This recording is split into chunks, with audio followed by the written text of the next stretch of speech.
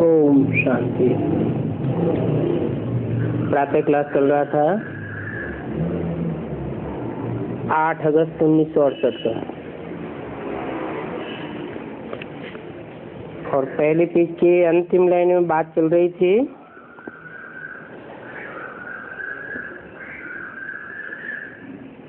कि अभी देखो थोड़े समय में कितना एरोप्लेन आदि काम निकले हैं, नए नए साइंस के काम हैं। चंद्रमा आदि में प्लाट आदि देखने भी नहीं जाएंगे, ऐसा भी हो जाएगा, सब भूल जाएंगे।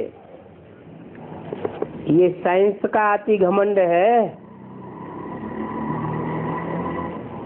कितना पंप एंड शो कर रहे हैं। 8/8/68 की मुरली का दूसरा पेज। ज्ञान में तो कितनी साइलेंस है। इसको कहा जाता है ईश्वरीय जात। साइंस में तो हंगामा ही हंगामा है।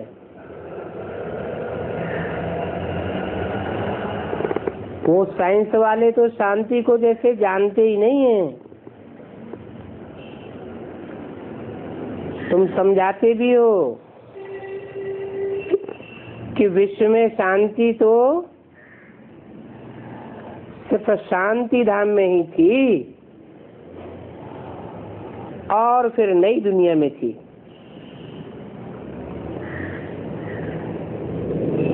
वो नई दुनिया है सुखधाम, और वो है शांति धाम। अभी तो दुखधाम कहेंगे। यहाँ तो दुख और अशांति ही अशांति है। फिर ये भी समझाना है कि तुम शांति चाहते हो। शांति चाहते हो तो फिर कभी अशांत नहीं होना चाहिए।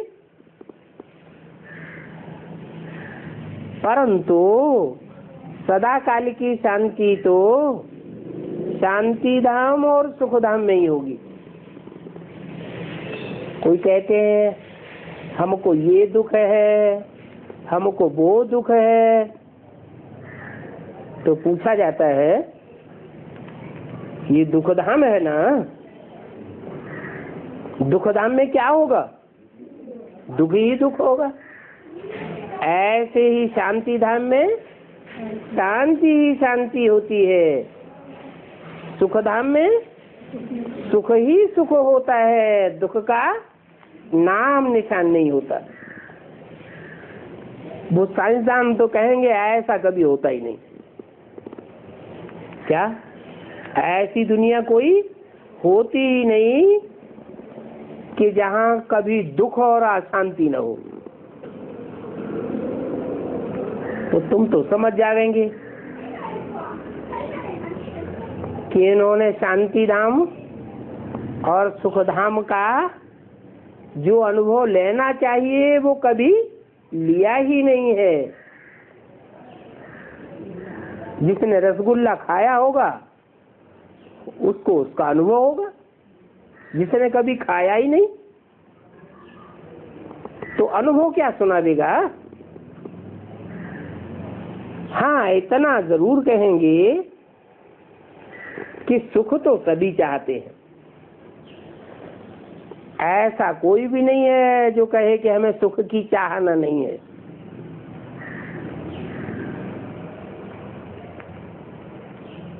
सुख तो स्वर्ग में ही होता है। सदा काल का सुख स्वर्ग में कहेंगे। भारतवासी भी स्वर्ग वैकुंठ को याद करते हैं। क्रिश्चियंस भी पैराडाइज को याद करते हैं। मुसलमान भी जन्नत को याद करते हैं। याद करते हैं तो जरूर भोगा तो है,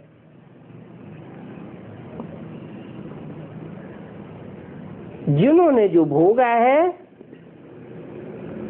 वो याद जरूर आवेगा। जो भारतवासी हैं वो सुखधाम को जरूर याद करेंगे। वो सन्यासी तो सिर्फ शांति को याद करते हैं, सदा काल के सुख को तो याद कर ही नहीं सकते।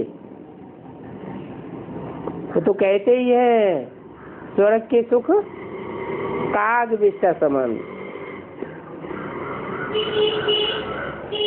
ये ला नहीं कहता कि वो सदा काल के लिए स्वर्ग के सुख भोगे। सुख को तो वास्तव में तुम ही याद करते हो।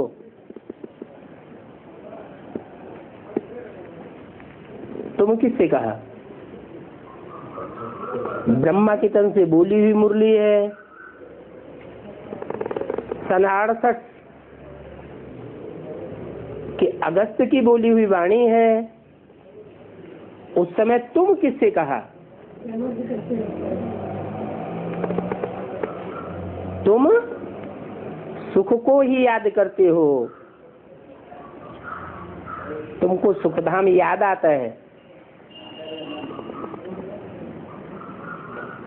कौन सा सुखधाम? जो बाप ने स्थापन किया था। इनको याद नहीं आता है? इनको जो बाप ने सुखधाम स्थापन किया इस दुनिया में, वो इन ब्रह्मा को याद नहीं आता है?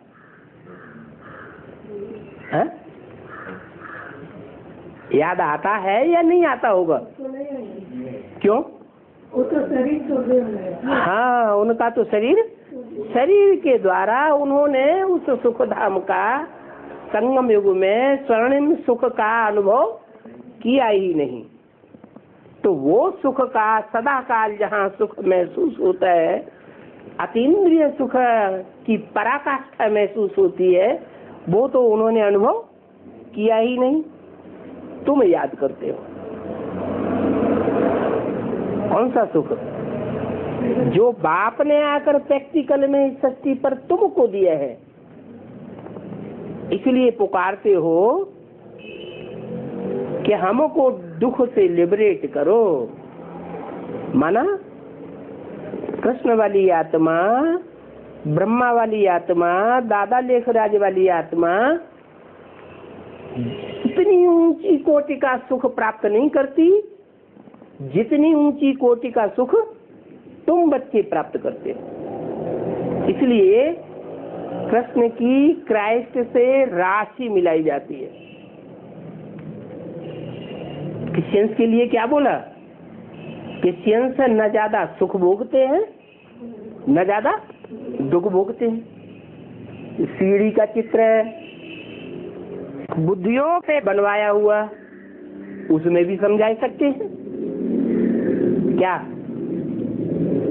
क्या समझा सकते हैं?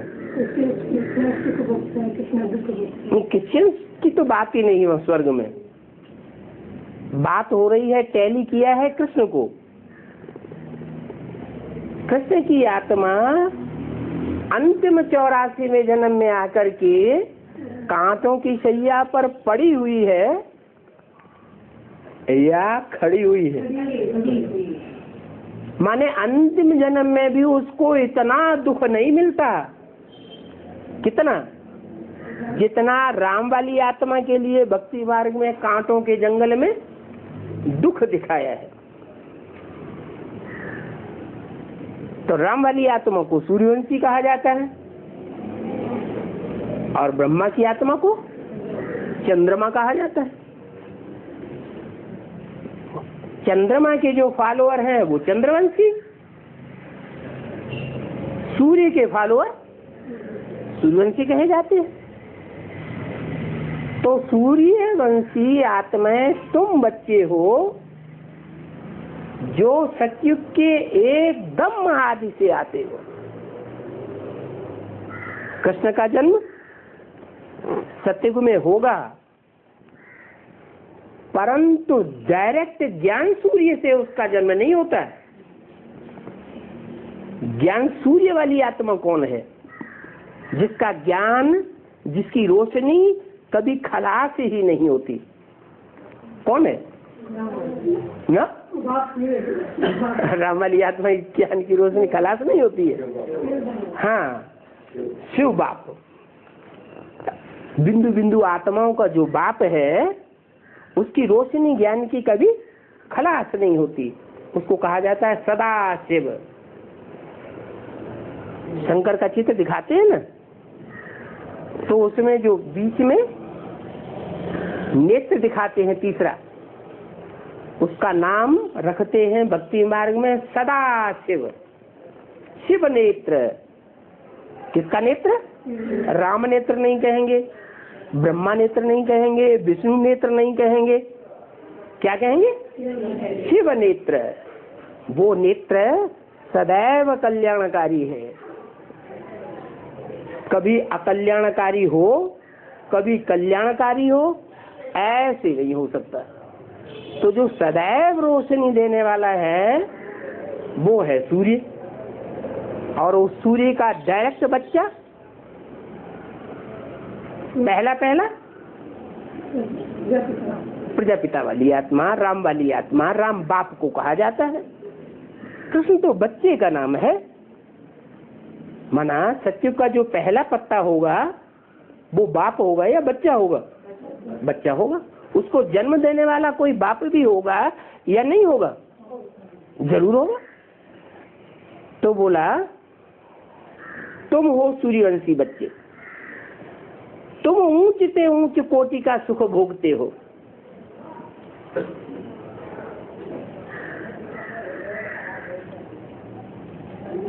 पुकारते हो कि हमको दुख से लिबरेट करो, तो जरूर दुख भी तुम सबसे जास्ती भोगते हो अंतिम जन्म में, और सुख भी तुम सबसे जास्ती भोगते हो।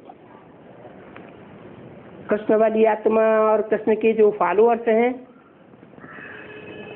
वो न ज्यादा दुख भोगते हैं न ज्यादा सुख भोगते हैं। तो तुम आत्मा असल में शांति धाम की रहने वाली हो। ये क्या बात हुई? असल में और नकल में क्या? असल शांति धाम किसे कहेंगे?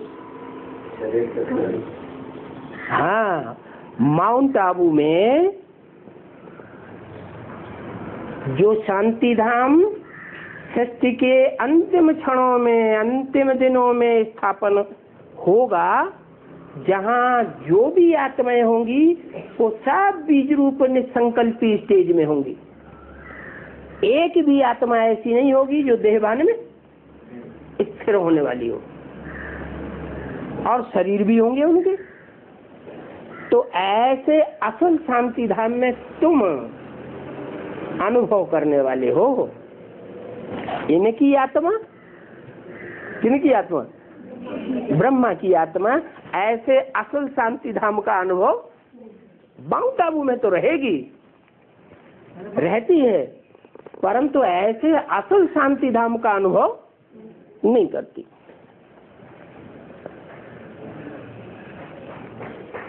ये बात को कोई जानते थोड़ा ही है। क्या बात? कि ज्ञान चंद्रमा ब्रह्मा और उसको फॉलो करने वाली आत्माएं वो शरीर के साथ माउंट आबू में रह करके सदा काल की शांति का निसंकल्पी स्टेज का अनुभव नहीं करती। और तुम बच्चे ज्ञान सूर्य के डायरेक्ट बच्चे हो, तुम अनुभव करते हो। ये बातें बाप बैठ समझाते हैं। क्या माना? इस बात को ब्रह्मा वाली आत्मा ने समझाया क्या? क्या कोई दूसरी आत्मा नहीं समझा सकती। ब्रह्मा कुमार कुमारी इस बात को नहीं समझा सकते, वो तो नाराज हो जाएंगे, ये क्या है, क्या उल्टम पलटा ज्ञान सुनाते हैं। भक्ति मार्ग में जैसे करते हैं ना, राम के फॉलोअर राम को ऊंचा कर देंगे, कृष्ण के फॉलोअर कृष्ण को ऊंचा कर देंगे। तो बाप बैठ समझाते हैं, देखो इस दुनिया में कितने बेसमझ लोग हैं। क्या अभी अभी जो नई नई आत्माएं निकल रही है बेसिक ज्ञान में, वहां जाती है माउंट आबू, वो क्या समझते हैं, यहाँ जितनी सुख शांति लगी पड़ी है, इतनी सुख शांति कभी दुनिया में नहीं हो सकती। तो उनको समझदार कहें या बेसमझ कहें? तुम जानते हो ये तो इनकी बेसमझी है। वास्तव में जो शांति धाम माउंट आबू में स्थापन होने वाला है, वो तो उनको पता है ही नहीं है। पहले तुम भी बेसमझ थे क्या? ये बात जानने में पहले तुम भी बेसमझ थे। क्या समझते थे? हैं? ये ब्रह्मा कुमार कुमारियां जितना सुख शांति भोग रहे हैं, इतना कोई नहीं दुनिया में सुखी होगा। देखो स्वर्ग लगा पड़ा है। पहले तुम्हारी भी ऐसी धारणा थी। कितने बेसमझ बन गए। ऐसे बेसमझ कब से बने हैं? कि उनको ऊंचा समझ लिया और अपन को क्या समझा कि हम तो बाद में आने वाले, हमने तो भगवान के साकार स्वरूप को इन आंखों से देखा भी नहीं। ये बीके वाले ब्रह्मा कुमार कुमारी के कितने श्रेष्ठ हैं, इन्होंने तो भगवान के डायरेक्ट स्वरूप को देख लिया। ये ऐसे बेसमझ कब से बने? अरे अभी तो समझदार बने, फिर बेसमझ ऐसे कब से बने? जो उनको ऊंचा समझ लिया, दुनिया वालों को भी ऊंचा समझ लिया और अपन को नीचा समझ लिया। जब अपन को नीचा समझते हैं तभी तो दूसरों को फॉलो करते हैं। भारतवासी आज क्या कर रहे हैं? अंग्रेजी सभ्यता को फॉलो कर रहे हैं या भारत की सभ्यता को कुरेद करके निकाल रहे हैं? बाहर जो विदेशी लोग हैं जैसे जैसे कर रहे हैं वैसे वैसे खुद भी अपना रहे हैं। दवाइयां सारी विदेशी अपना रहे हैं, रहन सहन सारा विदेशी अपना रहे हैं। अपनी उच्चता को भूल गए और दूसरों को शेष समझे बैठे। ऐसे बेसमझ बने कब से?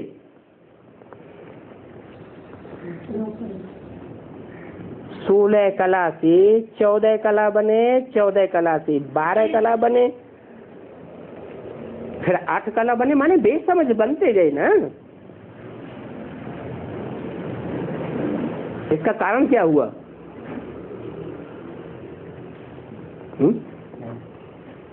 कोई कारण तो हुआ होगा। कलाएं क्यों नीचे गिरती गई? नहीं, हाँ, सुख भोगने से आत्मा की शक्ति क्षीण होती है। पहले जन्म से ही देवताएं तो सुख भोगने के आदी होते हैं। हाँ, इतना जरूर है कि वो शेष इंद्रियों से सुख भोगते हैं और मनुष्य 10 इंद्रियों से सुख भोगते हैं। उनका सुख उच्च कोटि का होता है। किनका? देवताओं का। और मनुष्यों का सुख नीची कोटि का होता है। नीची कोटि का सुख होने की वजह से उनकी शक्ति जागती और तेजी से क्षीण होती है और देवताओं की शक्ति धीमे धीमे क्षीण होती है। तो नीचे तो गिरे ना। तो नीचे गिरने का मूल कारण क्या हुआ?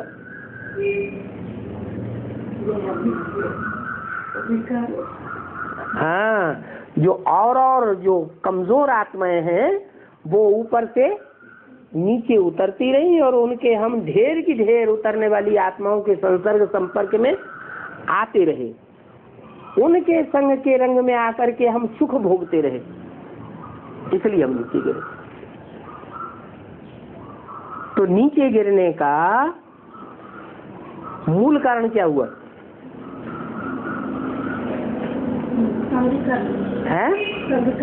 संग का रंग।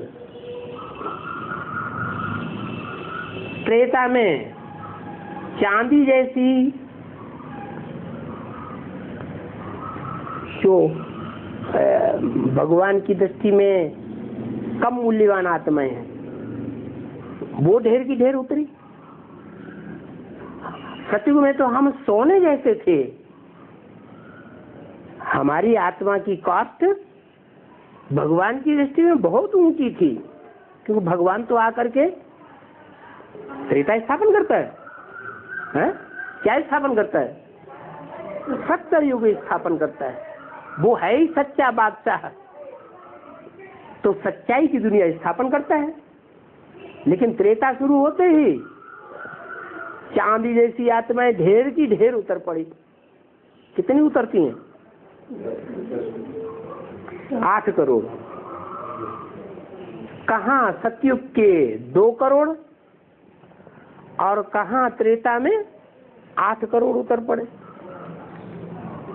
4 गुनी आत्माएं उतर पड़ी। तो हुजूम का संग लगेगा कि नहीं लगेगा? जरूर लगेगा। अभी देखो, तुम्हारे अंदर कोई कला नहीं रही है, कलाहीन हो गए। अभी तुम जानते हो कि चारों तरफ मौत ही मौत लगा पड़ा है। क्या?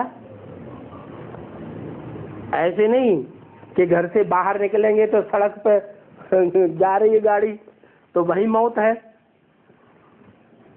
बाहर निकले, गाड़ी आई और खलास कर गई, चढ़ गई ऊपर, तो मौत सड़क पर है। दरवाजे के बाहर निकले, वही मौत है। नहीं, घर के अंदर भी मौत है। चारों तरफ मौत ही मौत। तो शांति के लिए कॉन्फ्रेंस करते रहते हैं। कौन? बीके वाले, दुनिया वाले भी कॉन्फ्रेंस करते रहते हैं। उन्हें पता ही नहीं है कि हमारी कॉन्फ्रेंस करने से कोई सुख शांति दुनिया में आने वाली नहीं है। हम जानते हैं कि कॉन्फ्रेंस करने से दुनिया में सुख शांति नहीं आ सकती। सुख शांति लाने वाला तो एक ही परमपिता परमात्मा है।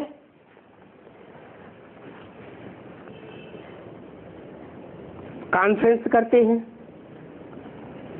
इस दुनिया में स्त्रियों को दुख क्यों है? स्त्रियां इतनी दुखी क्यों हैं? अरे दुख तो सारी दुनिया में है, चाहे स्त्री हो और चाहे पुरुष हो, वृद्ध हो, बालक हो, सारे ही दुखी हैं। अथाह दुखी दुख है, क्योंकि सब तमो प्रधान है। इस दुनिया में कोई ऐसी आत्माएं हैं जो सतो प्रधान हो, सुखदायी हो? सब तमो प्रधान है। अभी विश्व में शांति कैसे हो सकती है? माना बाबा कहना क्या चाहते हैं? विश्व में शांति करने वाले कॉन्फ्रेंस करते हैं कि दुनिया में शांति हो, तो क्या गलती कर रहे हैं?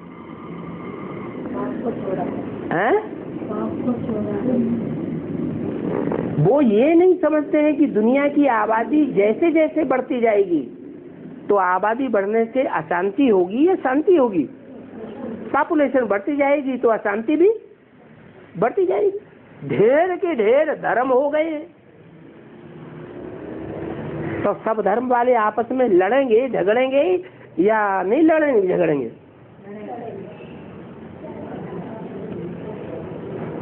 एक धारणा तो है नहीं। सारे विश्व में शांति तो अभी हो ही नहीं सकती, नहीं हो सकती। तो बाबा क्या कहना चाहते हैं कि सब धर्म पहले खलास हो। क्या? जैसे गीता में लिखा है, क्या लिखा है? मैं सब अधर्मों का खलासा कर देता हूँ। जो असत धर्म है उनको खलास करता हूँ और सद्धर्म की स्थापना करता हूँ। सत्य एक धर्म होगा या सत्य अनेक होंगे? सच्चा एक होगा या सच्चे अनेक होंगे? सच्चा तो एक ही होगा। उसको कहा जाता है गॉड इज ट्रुथ। एक भगवान ही सच्चा है, बाकी सब दुनिया में सब झूठ हो जाते हैं। तो दुनिया तो सुख को जानती ही नहीं। तुम बच्चियां बैठ समझावेंगी कि इस दुनिया में अनेक प्रकार के दुख हैं। क्यों? क्योंकि अनेक प्रकार की धर्मों की धारणाएं हैं तो अनेक प्रकार के दुख हैं। कितनी अशांति है। जहां से हम आत्माएं आए हैं वो वास्तव में शांति धाम है। सो किसी को पता ही नहीं है कि हम आत्माएं इस दुनिया में कहां से आए हैं।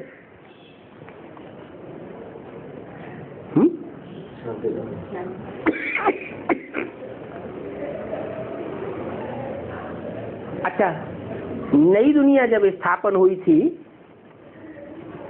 एकदम नई दुनिया की शुरुआत में, आदि में,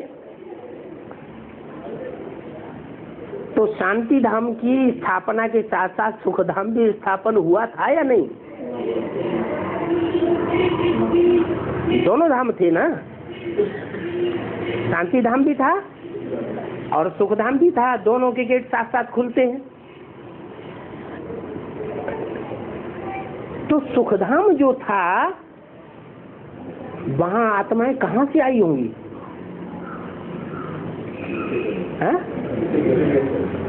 कहां से?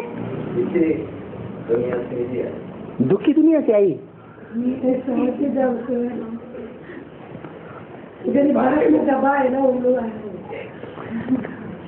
एकदम नई सृष्टि के आदि में अभी बताया ना कि तुम नई दुनिया में जितने सुखी थे, स्वर्णिम संगम युग में जब जो सुख तुमको भगवान ने डायरेक्ट दिया था, उस दुनिया में जहाँ सुख का और शांति धाम का फाउंडेशन पड़ा था, तो शांति धाम की तो बात समझ में आ गई। जहाँ बाप था, तपस्या करा रहा था, तो माउंट आबू में वहाँ शांति ही शांति लगी पड़ी होगी। अभी भी बच्चे अनुभव करते हैं क्या कि बाबा का फोन भी आ जाता है तो हम सब भूल जाते हैं। ऐसे निसंकल्पी क्यों हो जाते हैं?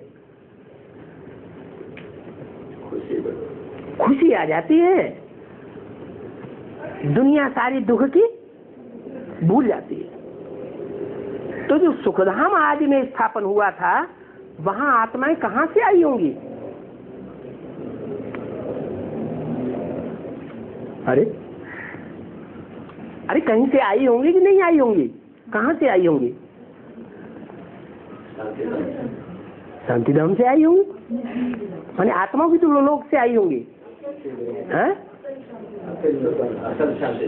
असल शांति धाम से आई होंगी। असल शांति धाम पहले होगा नकल शांति धाम पहले होगा? पहले कौन सा धाम होगा? है? असल का मतलब बाबा का है कि शरीर के साथ शांति अनुभव हो, वो धाम। तो असल शांति धाम कौन सा हुआ? अच्छा, वो ऊपर वाला नकल है,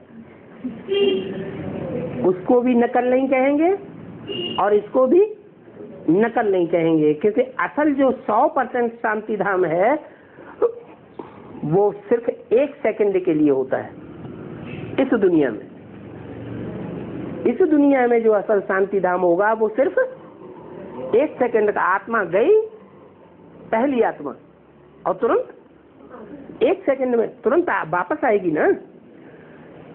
तो जो भी आत्माएं वहां पहुंचेंगी,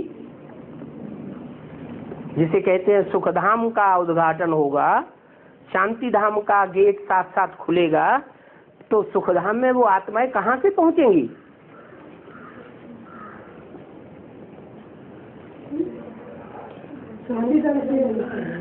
सारी आत्माएं शरीर छोड़ करके पहुंचेंगी या शरीर पहुंचेंगी? शरीर के साथ पहुंचेंगी, शरीर के साथ ही पहुंचेंगी सुखधाम में, और शरीर के साथ ही पहुंचेंगी शांति धाम में। कौन से शांति धाम में? जिस शांति धाम के लिए मुरली में बोला है तुम बच्चे परम धाम को भी इस सृष्टि पर उतार लेंगे।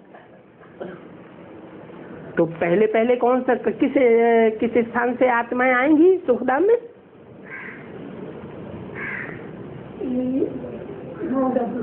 माउंट आबू में जो शांति धाम स्थापन होगा वहाँ जो संपन्न आत्माएं संपन्न स्टेज पकड़ेंगी, वहां से फिर वहां सुखधाम में ट्रांसफर होंगी उसी सेकेंड।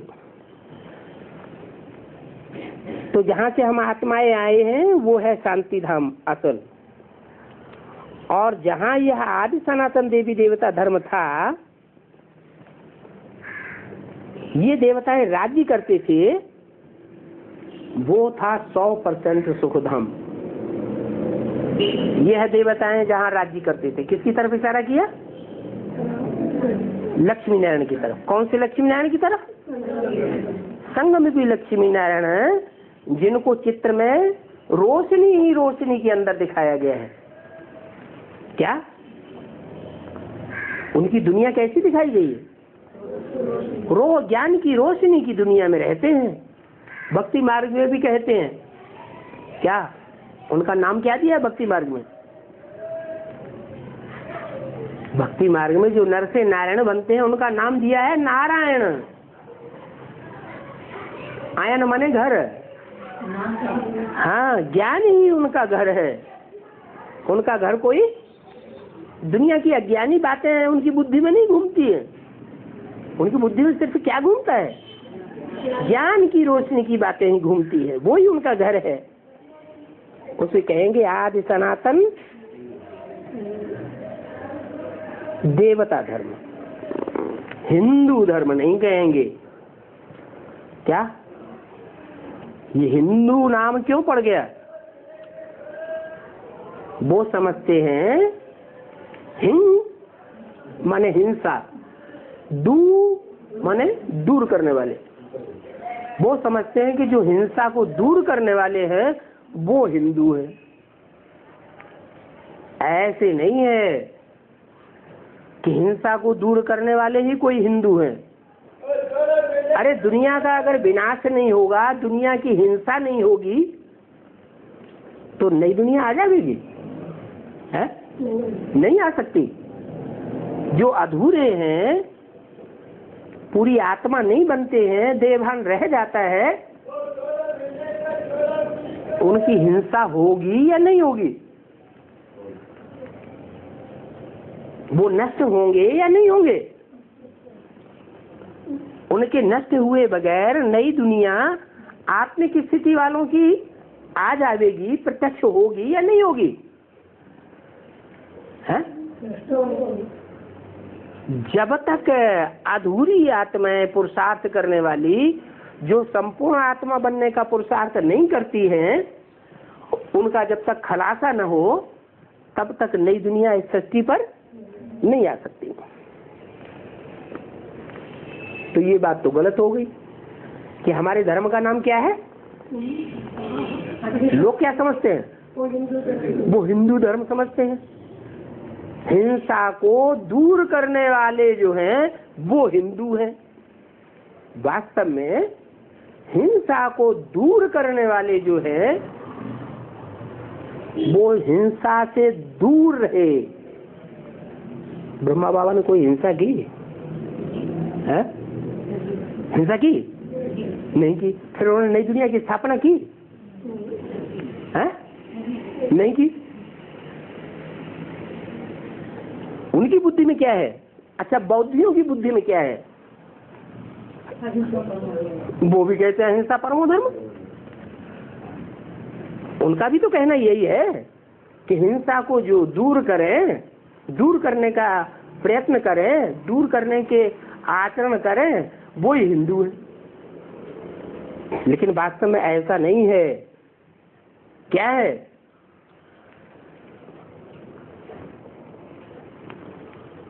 राजा का धर्म क्या है? जो हिंसा करने वाले हैं उनको नष्ट करना चाहिए या उनका परिवर्धन करना चाहिए? नष्ट करना चाहिए। ये तो बौद्धियों ने सिखाया है कि मुसलमानों ने आक्रमण किया, बीवी बाल बच्चे बहन और बेटी को उठा के ले गए, अहिंसा परमो धर्म। ये कोई अहिंसा परमो धर्म नहीं है। अहिंसा, जो हिंसा नहीं करनी है, किसकी नहीं करनी है? अच्छे की या बुरे की? है? जो 100% अच्छे हैं उनकी हिंसा नहीं करनी है। ये कुत्ते की पूंछ है, कुत्ते की पूंछ 12 वर्ष जमीन में गाड़ दो डंडे में बांध करके, 12 वर्ष के बाद निकालेंगे तो भी कैसी निकलेगी? तो भी टेढ़ी। जो कभी संपन्न बनने ही नहीं है, जो आत्माएं 16 कला संपूर्ण बनती ही नहीं है, तो उनकी हिंसा होनी चाहिए या नहीं होनी चाहिए?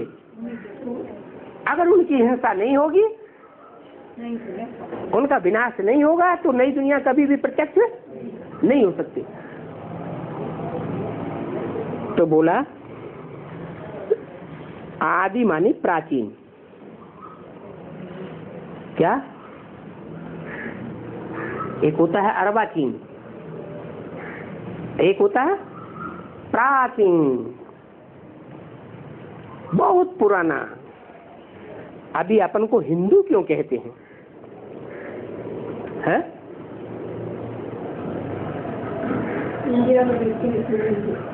अपन को हिंदू क्यों कहते हैं?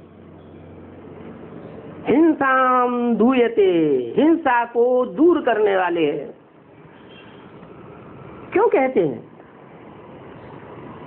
हिंसा को दूर किया, हिंसा को दूर कर सकेंगे? अगर देखा जाए तो इस्लामियों ने भी हिंसा की,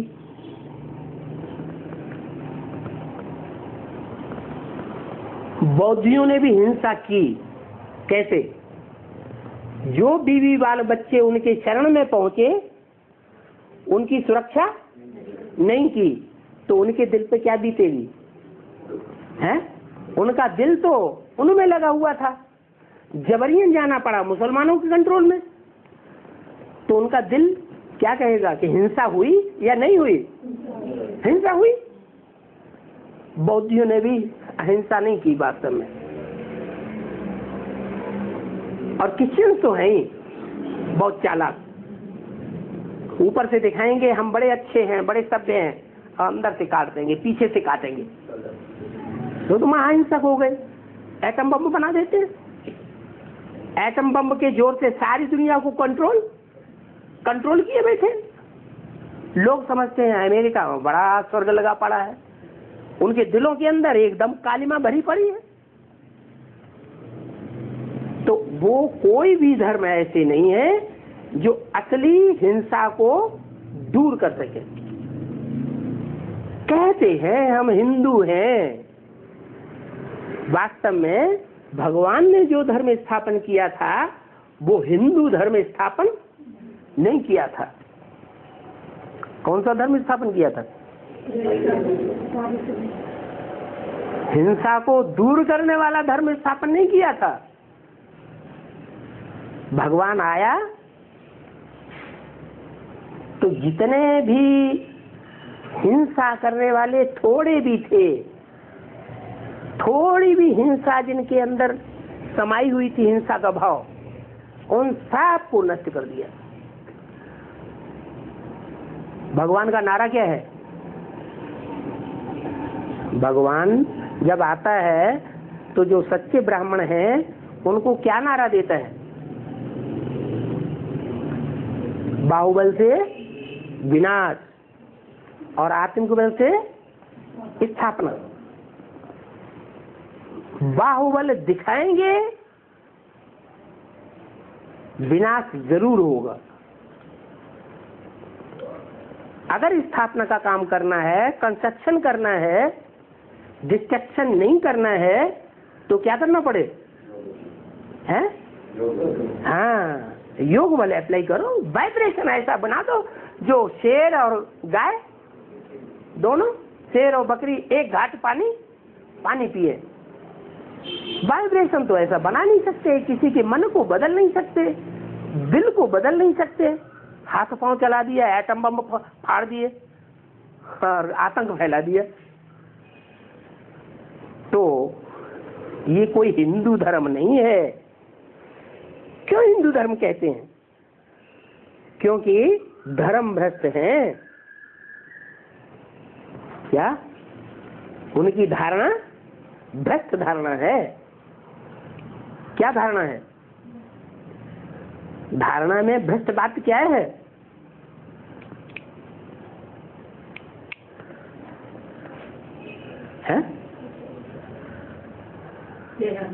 नहीं, किसी के दिल के अंदर ये बात बैठी हुई नहीं है कि दिल को जीतना वो ही वास्तव में अहिंसा है। क्या? किसी के दिल को जीत लिया वो सच्ची अहिंसा है। दिल को जीत नहीं पाया, ऊपर से कंट्रोल कर रहे हैं सारा, तो वो तो जोर जबरदस्ती हो गई। धर्म भ्रष्ट है, धारणाएं अच्छी नहीं है, कर्म भ्रष्ट है। जो कर्मेंद्रियों से कर्म कर रहे हैं वो भी सब भ्रष्ट कर्म है। क्या कर्म कर रहे हैं कर्मेंद्रियों से?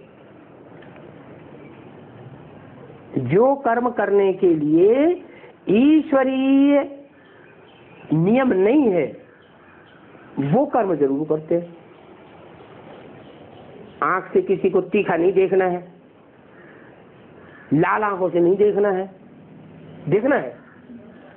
नहीं देखना है, प्यार से देखना है, प्यार से परिवर्तन करना है। ऐसी बात मुख से नहीं निकालनी है जो कोई को दुख हो जाए, तिल मिलाता रहे। नहीं समझते हैं कि डंडे से आदमी को उतना दुख नहीं होता जितना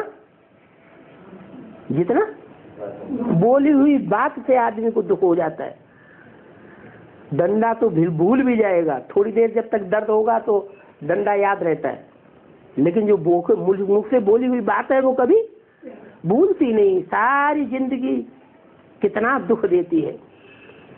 तो चाहे मुख की बात हो, चाहे आंखों की बात हो, चाहे कानों की बात हो, चाहे हाथों की बात हो, पांव की बात हो, जो भी कर्मेंद्रियों से कर्म करते हैं कुछ न कुछ दुखदायी कर्म कर बैठते हैं। सतयुग में तो सभी पवित्र थे, सारी इंद्रियां पवित्र, इसलिए देवताओं की पूजा होती है। क्या कहते हैं? कमल नेत्र, कमल मुख, कमल हस्त, कमल पाद। सुखदाई ही सुखदाई थे। वो है ही निर्विकारी दुनिया, वहां विकार का नाम निशान होता ही नहीं। और ये है विकारी दुनिया। कारी माने कार्य, वे माने विपरीत। भगवान ने जो कर्म करना सिखलाए उसके विपरीत कर्म कराने वाली दुनिया है, वहां तो विकार का नाम निशान नहीं होता। तो देखो कितना फर्क है किसमें? देवता धर्म में और हिंदू धर्म में। पहले पहले तो निर्विकारीपना समझो कि क्या होता है, हैं? फिर निर्विकारी किसको कहा जाए? हैं? राजा ने प्राण दंड दे दिया किसी व्यक्ति को, जिसको प्राण दंड दे दिया उसका इतना भारी दबदबा है प्रजा में कि चांडाल भी उसको मौत के घाट उतारने के लिए तैयार नहीं है। तो क्या कहेंगे? राजा अच्छा काम कर रहा है, बुरा काम कर रहा है? बुरा काम कर रहा है। राजा ने फैसला दिया है इसको फांसी की सजा दी जाए। किसी जन को किसी को भी सोचने हो तो कहीं देने का, वो कुछ गलत काम करेंगे तो देने का है ना।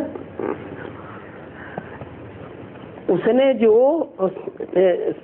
ये जजमेंट दिया है वो सब मानते हैं कि राइट जजमेंट है, सारी प्रजा समझ रही है कि जजमेंट राइट है, लेकिन उस व्यक्ति का उस सारे प्रजा वर्ग में इतना दबदबा है कि उसको कोई फांसी देने के लिए तैयार नहीं, डरते हैं कि अगर हमने इसको फांसी दे इसके परिवार वाले हमारी सत्यानाशी कर देंगे। तो क्या कहें, प्रजा वर्ग वाले जो हैं उनको कहें या राजा को कहें, कौन हिंसक है कौन अहिंसक है? हैं? प्रजा वर्ग वाले हिंसक हैं, वो दंड नहीं देना चाहते प्रजा वर्ग वाले, और राजा दंड देना चाहता है, दंड उसने सुना दिया। अब उन्होंने तो नहीं दिया दंड और वो दंडहीन ही रह गया, और राजा भी अगर दंड न दे, चांडाल का कर्म करने के लिए तैयार ना हो, तो राजा को भी हिंसक कहेंगे अहिंसक कहेंगे? हैं? क्या कहेंगे? वो भी हिंसक हुआ। क्यों? कि मुख से तो बोला, वाचा में तो आया सच्चाई, लेकिन कर्मणा में सच्चाई नहीं आई, कहता कुछ और है और करता कुछ और है। तो असली जो है हिंसक कौन है अहिंसक कौन है ये दुनिया नहीं जानती है। तो पहले पहले तो निर्विकारीपना क्या होता है इस बात को समझो। निर्विकारी कौन है और विकारी कौन है, हिंसक कौन है और अहिंसक कौन है, इस बात की गहराई को समझो। अभी आत्मा पवित्र है, आत्मा में, हाँ अभी आत्मा अपवित्र है, आत्मा में खाद पड़ी है, तो जीवर भी ऐसा बना है। आत्मा में खाद पड़ी है चांदी की, तांबे की, लोहे की, तो शरीर भी ऐसा है। ऐसा शरीर मिला है हमको जो सुख नहीं भोग सकता, इंद्रियां शिथिल हैं।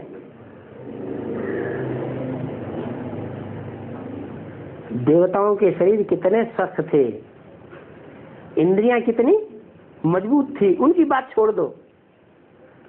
आज से 400-500 साल पहले महाराणा प्रताप की तलवार वो म्यूजियम में रखे हुए कोई उठा भी नहीं पाते हैं, तो उनकी इंद्रियां 400-500 साल पहले इतनी इंद्रियां पावरफुल थी, और अब इंद्रियां उसके मुकाबले कितनी कमजोर हो गई।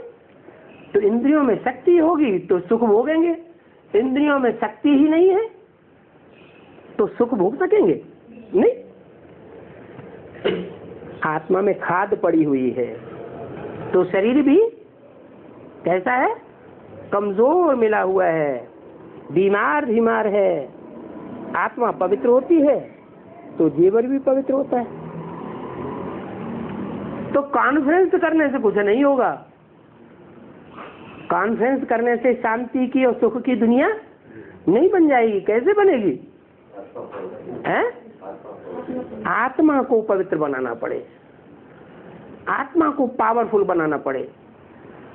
और आत्मा मन बुद्धि को कहा जाता है। मन बुद्धि पावरफुल तभी बनेगी जबकि मन को एकाग्र करना सीखा जाए। मन तो इतना चंचल बन गया है, जैसे बंदर की चितवन होती है, ऐसे मन कभी एक जगह एक सेकंड भी नहीं ठहरना चाहता।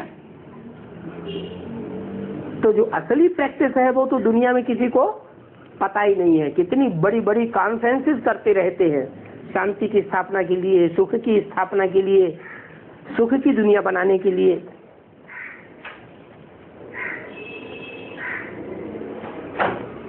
पवित्र आत्मा तब होगी जब आत्मा को पवित्र करने के लिए आत्मा का परिचय मिले। वो परिचय सिवाय परमपिता परमात्मा के कोई दे ही नहीं सकता। बाप ही आते हैं तो हमें आत्मा का और आत्माओं के बाप का परिचय देते हैं, तब 22 वर्ड बनती है। बड़ का मिसाल भी तुम दे सकते हो क्या? बड़ में क्या खासियत होती है? उसका नाम बड़ क्यों रखा गया है? कि दुनिया में वो ही एक ऐसा वृक्ष है, उसी का ऐसा बीज है जो होता तो बहुत छोटा है लेकिन उसका वृक्ष बहुत विशाल बनता है। ये बड़ का झाड़ है, मिसाल है जिसमें सारा झाड़ खड़ा हुआ है, परंतु फाउंडेशन है ही नहीं।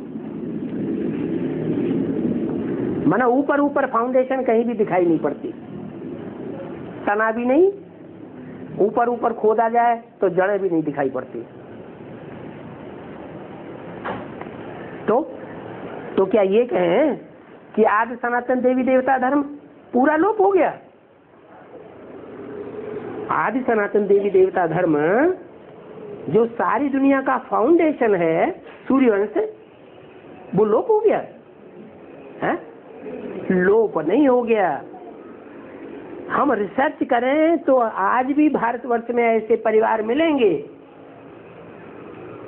जहां 60-60, 70-70 लोगों का खाना एक ही चूल्हे पर बनता है, एक ही कंट्रोलर है, किसी की मजाल नहीं है कि उस मुखिया की बात को काट सके। ऐसा था हमारा देवी देवता सनातन धर्म। उस धर्म की स्थापना जब हुई थी तो ऐसा ही राज्य था दुनिया में, वसुदैव कुटुंबकम। सारी दुनिया ही हमारा कुटुंब बन चुकी थी। क्यों भाई दुनिया क्यों कहते हो? क्या वहां की आबादी 500-700 करोड़ थी? हैं? 500-700 करोड़ आबादी भले नहीं थी, लेकिन 500-700 करोड़ जो भी मनुष्य आत्माएं हैं, जिस कैटेगरी की, हर कैटेगरी की आत्माओं के बीज उस दुनिया में मौजूद थे। ऐसी एक भी आत्मा नहीं थी जिसके अंदर संसार न समाया हुआ हो।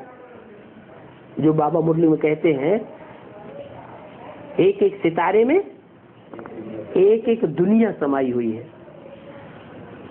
तो वो बात पढ़ करके शास्त्रों में उन्होंने मंगल ग्रह पर, चंद्रमा पर चक्कर लगाना शुरू कर दिए। वास्तव में वो तो जड़ ग्रह है, उनके ऊपर कोई सृष्टि होने का सवाल ही नहीं। सृष्टि वही हो सकती है जहां सूर्य से नपी तुली दूरी हो। जैसे पृथ्वी है, पृथ्वी पर नॉर्थ पोल और साउथ पोल सूर्य की किरणें तिरछी पड़ती हैं, तो दूरी बढ़ेगी या घटेगी? पृथ्वी पर सामने किरणें पड़ती हैं तो दूरी बढ़ेगी या घटेगी? पृथ्वी तो गोल है ना, गोल पृथ्वी पर सूर्य की किरणें सामने पड़ती हैं, पृथ्वी के बीचों बीच विषुवत रेखा पर, तो वहां दूरी कम होगी या ज्यादा है? दूरी कम है। और नॉर्थ पोल पर दूरी बढ़ जाती है, साउथ पोल पर दूरी बढ़ जाती है। तो जहां इतना अंतर है थोड़ा सा एक ही ग्रह के ऊपर, पृथ्वी ग्रह के ऊपर, कि थोड़ी सी दूरी बढ़ गई सूर्य की, तो वहां कोई भी जीव जंतु होता ही नहीं। एक्सेप्ट दूरी जहां पर है, विषुवत रेखा और कर्क रेखा, मकर रेखा तक, वहीं जीव जंतु मिलेंगे। पृथ्वी पर भी दूसरी जगह जीव जंतु नहीं मिलते। तो जो और ग्रह उपग्रह हैं वो तो कितने दूर हैं या कितने पास हैं, किसके? सूरज के। तो वहां तो जीवन होने का सवाल हो ही नहीं सकता। तो उन्होंने तो भारतीय ग्रंथों को, भारतीय के शास्त्रों को पढ़ पढ़ करके उल्टा ज्ञान उठाई दिया। क्या? कि ग्रह उपग्रहों पर जीवन है। उन ग्रह उपग्रहों की बात नहीं है, वो आसमान के जड़ सितारे हैं। तुम बच्चे हो आसमान के सितारे नहीं, तुम हो धरती के चैतन्य सितारे। तुम सितारों में ऐसे ऐसे सितारे हैं, आत्मा रूपी सितारे, जिन एक एक सितारे में पूरी दुनिया जैसे बसी हुई है। जैसे अष्टदेव कहे जाते हैं। दक्षिण भारत में अष्टदेवों के मंदिर होते हैं, पूजा होती है। उत्तर भारत में भी मान्यता है, जो कोई भी अनुष्ठान होगा, शादी होगा, यज्ञोपवीत होगा, तो अष्ट देवों की पूजा जरूर करेंगे, नवग्रहों की। जब तक उनकी पूजा न हो जाए अनुष्ठान पूरा नहीं माना जाता। क्यों महत्व देते हैं उनको इतना? क्योंकि वो आसमान के ग्रह की बात नहीं है। इस सृष्टि में कोई ऐसी आत्माएं हैं प्रभावशाली, जो प्रभावशाली आत्माएं सारी दुनिया का बीज हैं। जो भी बड़े बड़े धर्म फैले हुए हैं दुनिया में, आज क्रिश्चियंस की आबादी 150 पौने 200 करोड़ से भी ऊपर है। किसी धर्म की फॉलोअर्स की इतनी आबादी नहीं है। तो उसका जो बीज है वो तो लोग समझते हैं कि 2000 साल पहले क्राइस्ट आया। नहीं, ऐसे नहीं कि क्रिश्चियन धर्म का जो बीज है वो 2000 साल पहले ही था। नहीं, वो जो क्राइस्ट आता है वो तो किसी में प्रवेश करता है। जिस इसमें पहले वो एक सामान्य व्यक्ति था, जब ऊपर से सोल प्रवेश करती है तो नजारा दिखाती है नई आत्मा। तो जो पहले से व्यक्ति था वो सतयुग त्रेता की सृष्टि में, रामकृष्ण की दुनिया में सुख भोगने वाला देवता है, लेकिन संपूर्ण देवता नहीं है, अधूरा देवता है। उसका भी कोई बीज है जो सतयुग के आदि से ही सृष्टि पर मौजूद था।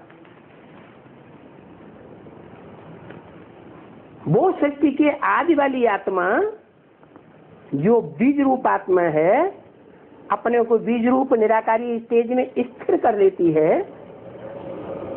आत्म की स्थिति में जितना देर चाहे उतनी देर तक स्थिर रह सकती है। निसंकल्पी स्थिति, कोई भी संकल्प नहीं आने देगी। ऐसी पावरफुल बीज रूप आत्मा वो क्रिश्चियन धर्म का बीज हुई। ऐसे ही और धर्मों के बीज हैं, इतने पावरफुल हैं कि उन बीजों में, उन आत्माओं में, एक एक आत्मा में सारी दुनिया जैसे कि समाई हुई है। कहेंगे कि वो आत्मा 150 पौने 200 करोड़ जो भी क्रिश्चियंस हैं उनका बीज है। तो वो सितारे तुम बच्चे हो क्या? वो क्रिश्चियंस नहीं है जो क्राइस्ट के बाद गाए हुए हैं, लेकिन तुम तो उनके भी पूर्वज हो। तो बताया, तो देखो बड़का झाड़ इस सृष्टि से दिया जाता है। बड़का झाड़ कितना बड़ा फैल जाता है, बीज कितना छोटा सा होता है। और इतना फैला हुआ झाड़, उसमें कोई कहे कि जो मूल फाउंडेशन है, मूल जड़ है, वो कहाँ है? तो वो दिखाई नहीं देती। और शाखाएं सारी फैली हुई, वो देखने में आ रही। तो क्रिश्चियंस के फॉलोअर्स और क्राइस्ट तो इस दुनिया में उनकी हिस्ट्री मिल रही है, देखने में आ रहे हैं। इब्राहिम और उनके फॉलोअर्स इस्लामी देखने में आ रहे हैं। मोहम्मद और उनके फॉलोअर्स वो भी हिस्ट्री में देखने में आ रहे हैं। बुद्ध और उनके फॉलोअर्स वो भी देखने में आ रहे हैं, उनकी भी हिस्ट्री मिल रही है। गुरु नानक और उनके फॉलोअर्स सिख, उनकी भी हिस्ट्री मिल रही है। आज सनातन देवी देवता धर्म का बीज बाप कौन है, कोई बताएगा? वो फाउंडेशन कौन है, कोई बताए? है?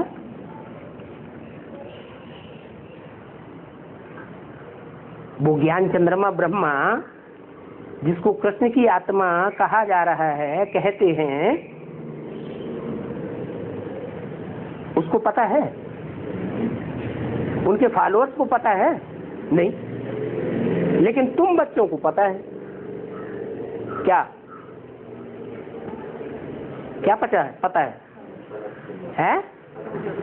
ना? वो है कौन? सनत कुमार नाम तो वो शास्त्रों की बात हो गई, लेकिन वो सनत कुमार जिसके द्वारा सनातन धर्म स्थापन हुआ, जैसे कहते हैं क्राइस्ट, जिसके द्वारा क्रिश्चियन धर्म, जैसे कहते हैं बुद्ध, जिसके द्वारा बौद्ध धर्म, जैसे कहते हैं मोहम्मद, जिसके द्वारा मुस्लिम धर्म। धर्म पिता के नाम पर धर्म का नाम पड़ता है। तो ऐसे ही हमारे आदि सनातन देवी देवता धर्म का फाउंडर कौन है, उस शास्त्रों में तो लिखा है। सनत कुमार ब्रह्मा के 4 पुत्र हुए, उनमें सबसे ज्यादा पावरफुल थे सनत कुमार। लेकिन वो है कौन, कहाँ है?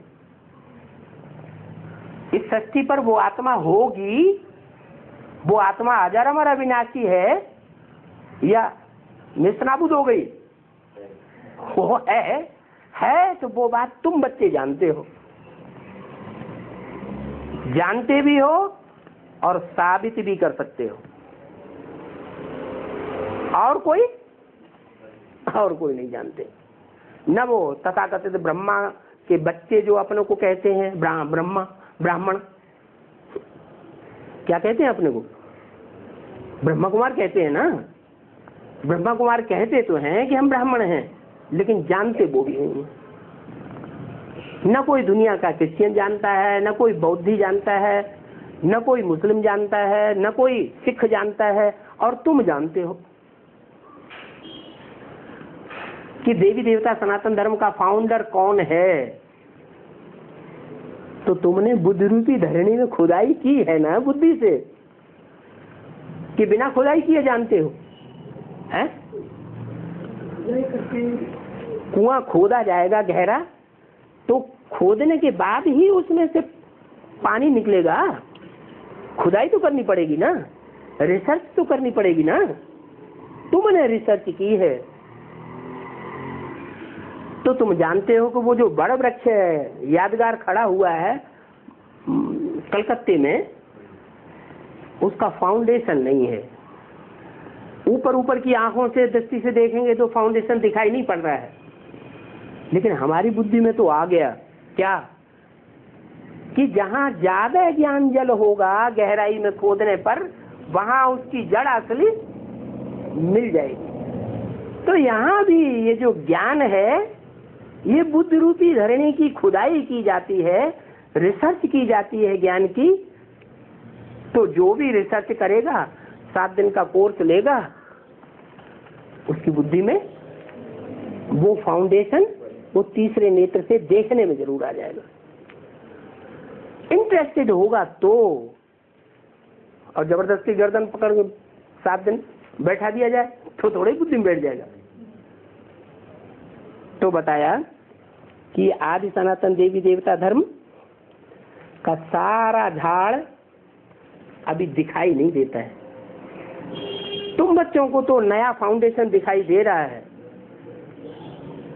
जो नए झाड़ का फाउंडेशन पड़ रहा है, लेकिन दुनिया उसको नहीं जानती। ओम शांति। दुनिया में तो आकर के ऐसी पढ़ाइयाँ पढ़ाते हैं, नौकर बना देते हैं। क्या 40,000 रुपये ले लो, 50,000 ले लो, नौकर बन जाओ।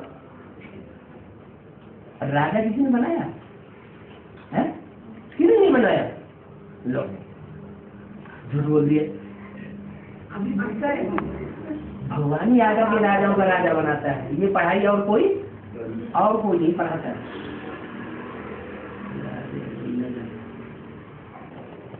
अच्छा, तो ये एडवांस की पाठशाला जरूर राजा जी ने बसाई होगी, है? जैसे कहते हैं ना अहमदनगर, तो किसका बसाया हुआ वो? अहमद शाह अब्दाली कोई राजा हुआ? जैसे औरंगाबाद, तो किसका आबाद किया हुआ है? औरंगजेब ने आबाद किया होगा। तो ऐसे इसका नाम क्या हुआ? राजा जी नगर।